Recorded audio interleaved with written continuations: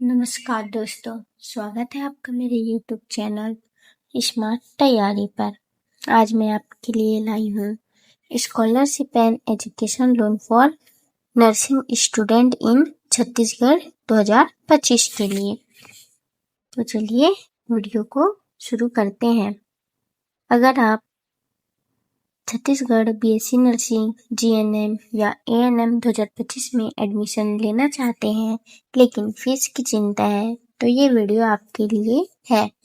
यहाँ आप जानेंगे कि स्कॉलरशिप कौन कौन सी मिलती है और कितने प्रकार की होती है, एजुकेशन लोन कैसे और कहाँ से लें, 2025 में एलिजिबिलिटी एंड प्रोसेस क्या है ताकि आप बिना टेंशन के अपनी पढ़ाई पूरी कर सकते हैं। तो चलिए शुरू करते हैं आज का हमारा यह वीडियो। सबसे पहले हम देखते हैं छत्तीसगढ़ में नर्सिंग स्टूडेंट के लिए स्कॉलरशिप 2025, जिसमें से पहला है राज्य सरकार की post matric scholarship SC ST और OBC के लिए। तो यह जो होता है यह स्कॉलरशिप राज्य सरकार की तरफ से मिलता है जो SC ST और OBC विद्यार्थियों के लिए रहता है, जिसका मुख्य लाभ आपको मिलेगा ट्यूशन, एग्जाम और हॉस्टल की फीस कवर करने में हो जाएगा। सामान्य रूप से आवश्यकता, इसके लिए आपको जाति प्रमाण पत्र, आय प्रमाण पत्र, बैंक खाते की जानकारी, पिछले वर्ष की मार्कशीट और भी डॉक्यूमेंट लगते हैं। इसके लिए आपको YouTube पर अलग से वीडियो मिल जाएगी। चलिए देखते हैं दूसरा स्कॉलरशिप जो होता है मुख्यमंत्री मेधावी छात्र प्रोत्साहन योजना MMVY। यह स्कॉलरशिप होता है 12वीं में उच्च अंक प्राप्त करने वाले छात्र छात्राओं के लिए, जिसका नाम मेरिट लिस्ट में आता है उन लोगों को यह स्कॉलरशिप प्राप्त होता है, जिसका मुख्य लाभ हो जाएगा आपके चयनित कोर्स या संस्था के अनुसार आपका ट्यूशन फीस देने में सहायता मिलती है। अगर आपको यह जानकारी अच्छी लग रही होगी तो इस वीडियो को लाइक करें और हमारे चैनल को सब्सक्राइब करें ताकि आपको BSc नर्सिंग से जुड़ी हर जानकारी मिलती रहे। हमारा तीसरा स्कॉलरशिप है नेशनल स्कॉलरशिप पोर्टल NSP के माध्यम से स्कॉलरशिप जो मिलता है ST SC OBC EWS हेतु विभिन्न योजनाओं के लिए, जिसका लाभ आपको यह होगा कि आपको ट्यूशन और हॉस्टल फीस का बोझ नहीं रहेगा। इस स्कॉलरशिप से आप ट्यूशन और हॉस्टल फीस कम कर सकते हैं। टिप: आवेदन की अंतिम तारीख, आवश्यक दस्तावेज और पात्रता NSP पर ध्यान से देखें ताकि आपका स्कॉलरशिप मिस ना हो जाए। चलिए आगे देखते हैं चौथा, जो आपको स्थानीय संस्था स्तर की सहायता से मिलता है। कुछ जिलों NGO और ट्रस्ट के द्वारा गर्ल्स चाइल्ड के लिए स्कॉलरशिप प्राप्त होता है। यह सभी जिलों में अलग अलग होता है। अपने चुने हुए कॉलेज की फी कंक्लेशन स्कीम भी चेक कर सकते हैं, वहां से भी आपको स्कॉलरशिप मिल सकता है।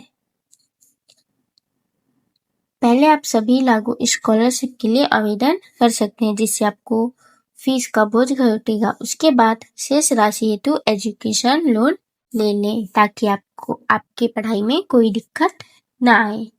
चलिए वीडियो में आगे बढ़ते हैं, देखते हैं अभी तक की यह जानकारी जो थी वह स्कॉलरशिप के ऊपर थी। आपको यह तो पता चल गया होगा कि स्कॉलरशिप कौन कौन सी मिलती है, और इसके लिए आपको CG व्यापम की पोर्टल पर स्कॉलरशिप का जब फॉर्म स्टार्ट होगा तब आपको यह भरनी पड़ेगी। उसके बाद ही आपको फीस मिलेगा, लेकिन सबसे पहले उसका आपका एडमिशन होगा, जिसके बाद आपको काउंसलिंग फॉर्म भरना होगा। चलिए अब देखते हैं नर्सिंग स्टूडेंट के लिए एजुकेशनल लोन। सबसे पहला लोन मिलेगा नेशनल बैंक से, जैसे SBI, PNB, BOI, UBI आदि से। लोन का अमाउंट रहता है सामान्यतः 4 लाख तक आमतौर पर रहता है, बिना किसी चीज को गिरवी रखे। अगर आपका लोन 4 लाख से ज़्यादा है तो इसके ऊपर आपको कुछ चीज प्रूफ देना होता है जिससे आपको लोन मिल सके। इंटरेस्ट, बैंक के अनुसार सभी बैंक का इंटरेस्ट अलग अलग होता है। कई बैंक में बालिकाओं को कम इंटरेस्ट पर भी लोन मिलता है। यह एजुकेशनल लोन है। यह लोन सीधे कॉलेज के फीस में ऐड होता है। यह लोन आपको अपने बैंक अकाउंट में नहीं मिलेगा। थर्ड देखते हैं रीपेमेंट। जब आपका कोर्स मोरिटल चढ़ेगा तो आमतौर पर आपको 6 से 12 महीने के बाद आपका EMI शुरू हो जाएगा। लोन कंप्लीट करने के लिए बैंक द्वारा आपको समय दिया जाता है। वह आपके लोन के ऊपर है कि आपका लोन कितना का है, 4 लाख का है, 5 लाख का है या उससे भी अधिक का लोन है। उसके ऊपर आपको बैंक द्वारा एक समय दिया जाता है जिसमें आप EMI सहित अपना लोन कंप्लीट कर सकें। इसके लिए जरूरी दस्तावेज है admission letter, fees structure, KYC, आय मार्कशीट। इसके अलावा और भी डॉक्यूमेंट लगते हैं। अगर आपको जानने हैं कि और क्या क्या डॉक्यूमेंट लगते हैं तो आप हमें कमेंट करके जरूर बताएं। चलिए वीडियो में आगे देखते हैं। CG राज्य सरकारी एवं ग्रामीण बैंक, इससे भी आपको एजुकेशनल लोन मिल सकता है। स्थानीय छात्रों के लिए लोन लेना तुलनात्मक रूप से सरल प्रक्रिया होती है जब वह अपने राज्य सरकारी ग्रामीण बैंक से लोन ले रहे हों तब। कुछ शाखाओं में विशेष छात्र योजना उपलब्ध होती है जहां छात्रों की पढ़ाई के लिए कम EMI में लोन दिया जाता है। तो एक बार अपने आसपास के बैंक में पता जरूर करें ताकि आपको कम EMI में लोन मिल सके। अगर आपको यह जानकारी अच्छी लग रही होगी तो इस वीडियो को लाइक करें और हमारे चैनल को सब्सक्राइब करें ताकि आपको हर जरूरी जानकारी मिल सके। चलिए वीडियो में आगे देखते हैं। केंद्र सरकार प्लेटफॉर्म योजना, यहाँ से भी आपको एजुकेशनल लोन मिल सकती है।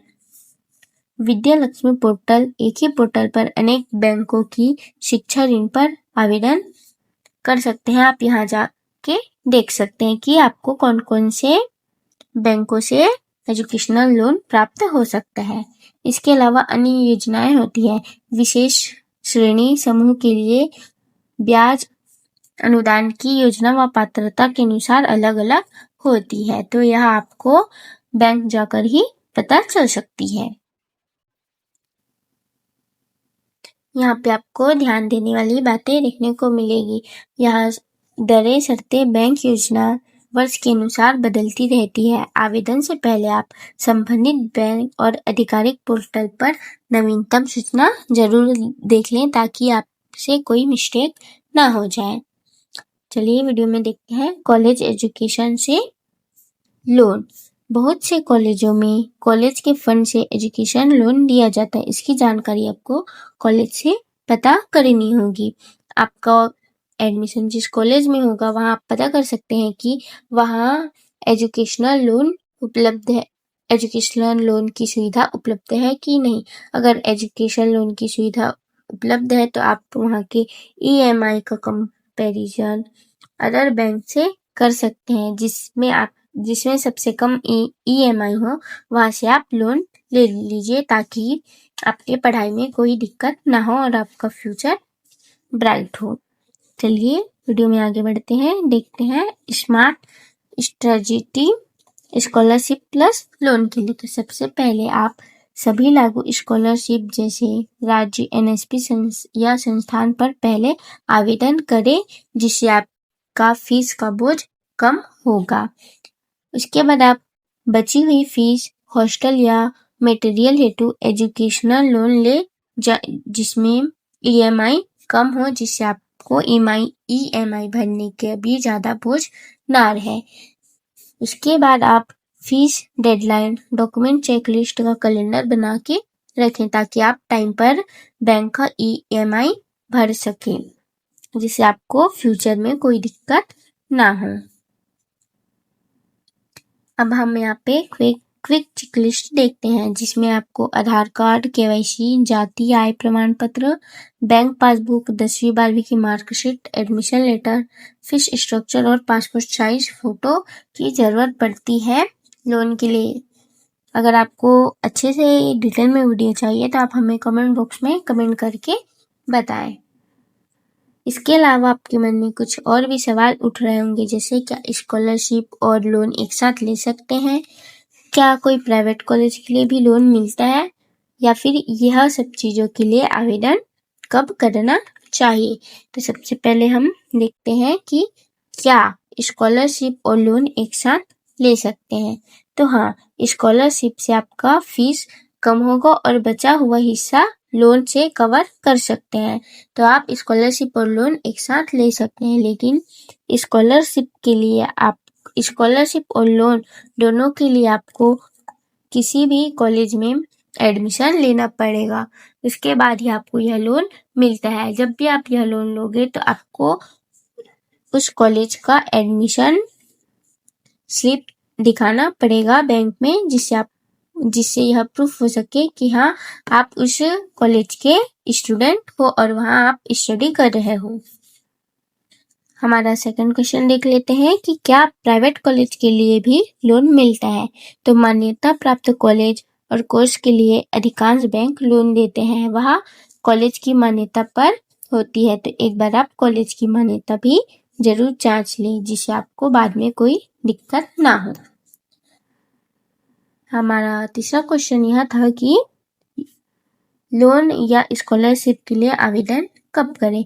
तो स्कॉलरशिप की डेडलाइन आपको वेबसाइट पर प्राप्त होगी। NSP विंडो आते ही आप आवेदन कर सकते हैं और लोन के लिए आप एडमिशन फीस स्ट्रक्चर मिलते ही प्रोसेस शुरू कर सकते हैं।